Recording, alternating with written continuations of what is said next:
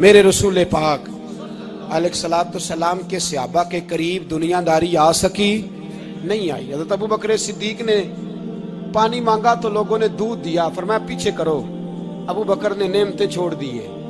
اب ابو بکر وہ والا کام کرتا ہے جو رسول پاک نے کیا ہے، فرمایا نہ دودھ شاید پیش نہ کرو، جو مانگتا ہوں بس وہ دو۔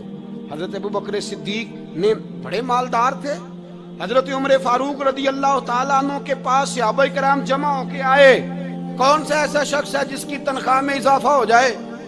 تو لوگ کہتے ہیں نہیں نہیں مجھے نہیں چاہیے، پر ہم نے وہ لوگ دیکھے ہیں۔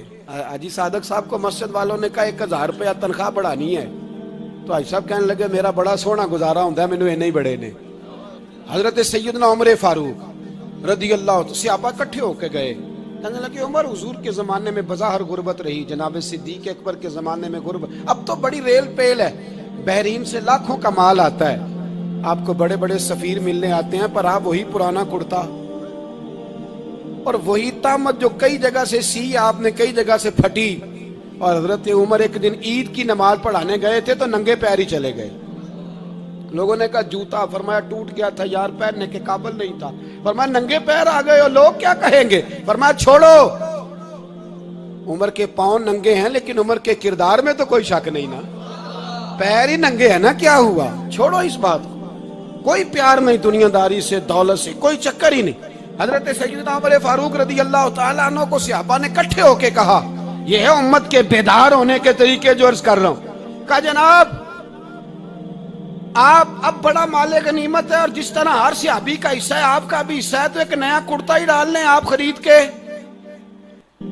اب جب مشورہ ہو گیا صحابہ میں تو کہنے لگے عمر سے بات کون کرے گا، نیا کرتا پہننے کی عمر سے بات کس کو برا لگتا ہے جی، نیا کرتا کون بات کرے گا؟ حضرت سیدنا علی المرتضیٰ کا انتخاب ہوا، کہنے لگے مولا علی کی بڑی عزت کرتے ہیں، ان سے بڑا پیار کرتے ہیں، ان سے بات کرتے ہیں۔ تو حضرت علی کو بلایا گیا، عرض کی حضور مہربانی فرمائیں، حضرت عمر سے کہے نئے کرتے کے لیے، آپ فرمانے لگے عمر میری بڑی قدر کرتا ہے، بڑی بات سنتا ہے، پر یہ والا کام نہیں میں عمر سے کہہ سکتا، یہ کسی اور سے کہو۔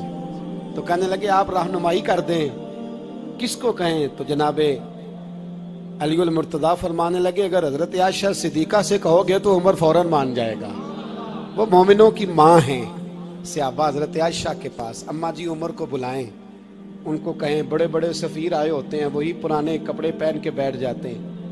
اللہ اکبر، حضرت عائشہ نے پیغام بھیجا، فرمایا عمر کو بلاؤ۔ عمر فاروق دوڑے ہوئے آئے، پردے کے پیچھے حضرت عائشہ کے پاس گھٹنوں کے بل، اماں جی دیر تو نہیں کر آیا میں آنے میں، حکم ہو، حضور کے گھر سے پیغام آیا، بڑے بڑے سفیروں کو چھوڑ کے بھاگے۔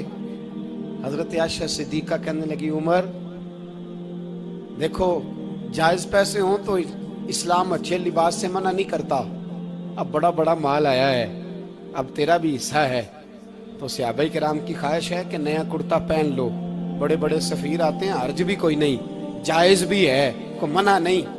حضرت عمر نے گردن جھکا، جی اماں جی، جی اماں جی، جی اماں جی۔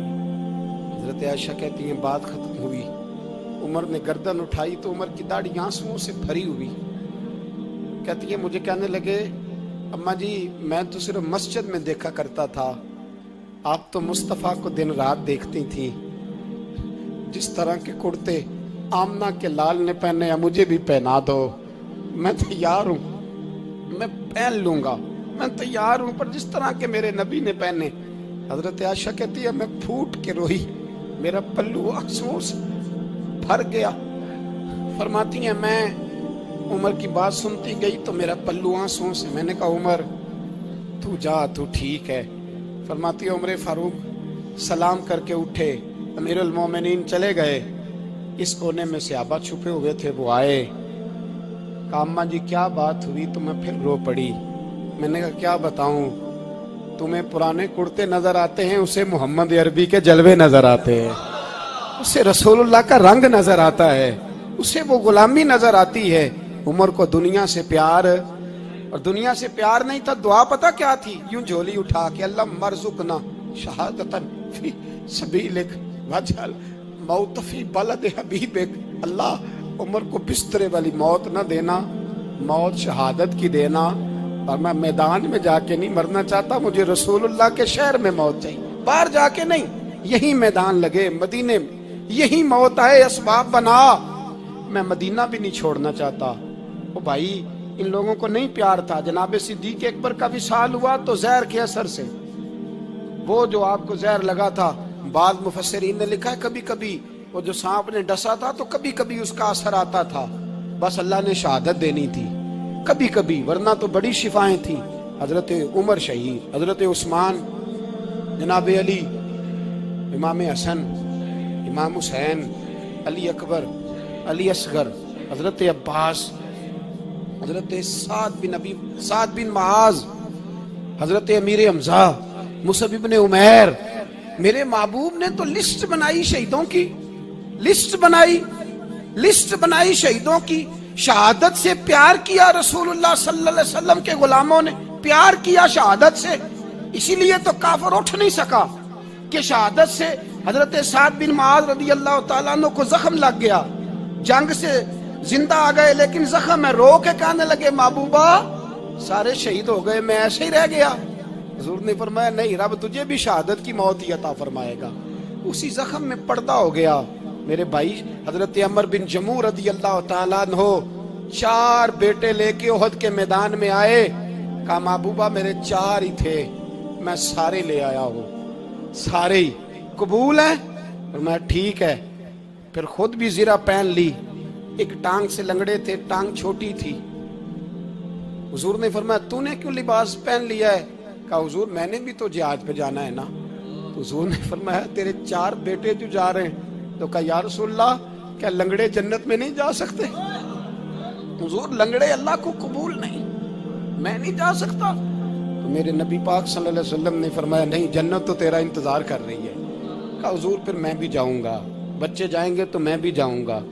ایک بی بی احد کے دن 3 سال کا بچہ لے کے گھر سے نکلی، بیویوں کو کہتی ہے میرا خامد بھی بدر میں شہید ہوا، بھائی بھی اور باپ بھی، آج حضور نے پھر بلایا ہے، دل کرتا تھا کوئی جوان بیٹا ہوتا تو میں پیش کرتی، پر اب میرے پاس یہ 3 سال کا ہی ہے۔ بچہ لیا مدینے میں مسجد نبوی میں، حضرت بلال سے کہنے لگی 2 منٹ حضور کا دیدار چاہیے۔ نبی پاک آئے، کیسے آئی ہو؟ کہنے لگی محبوبہ میں شہید کی بیٹی، شہید کی بہن، شہید کی بیوہ ہوں، میرے پاس اب جوان تو کوئی نہیں، یہ 3 سال کا ہی ہے۔ حضور نے مسکرا کے فرمایا یہ کرے گا کیا کرے گا؟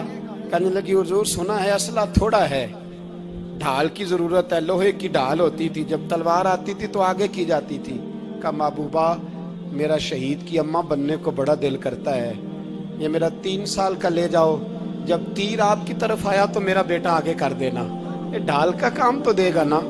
ہنستے ہوئے محبوب کی آنکھوں میں آنسو آئے، بچے کو پکڑ کے سینے سے لگایا، ماتھا چوما، فرمایا جا تیرے ساتھ وعدہ ہے، قیامت کے دن تجھے شہید کی اماں کہہ کے ہی پکارا جائے گا، وعدہ ہے تیرے ساتھ تجھے شہید کی۔ میرے بھائی مرنے کو دل ہی نہیں مسلمان، میرے نبی پاک صلی اللہ علیہ وسلم نے فرمایا جس کے دل میں کبھی شہادت کی آرزو پیدا نہیں ہوئی، اس کے سینے میں دھڑکنے والا دل مومن کا ہے ہی نہیں، وہ تو منافق ہے جو کبھی دین کے رستے میں شہید ہونے کو۔ میرے بھائیوں دین کو بڑی ضرورت ہے، بڑی ضرورت ہے، بڑی۔ اے خاصان رسول وقت دعا ہے، امت پہ تیری آ کے عجب وقت پڑا ہے، وہ دین جو بڑی شان سے نکلا تھا وطن سے، پردیس میں وہ آج غریب الغربا ہے۔ فریاد ہے اے کشتی امت کے نگہباں، بیڑا یہ تباہی کے قریب آن لگا ہے۔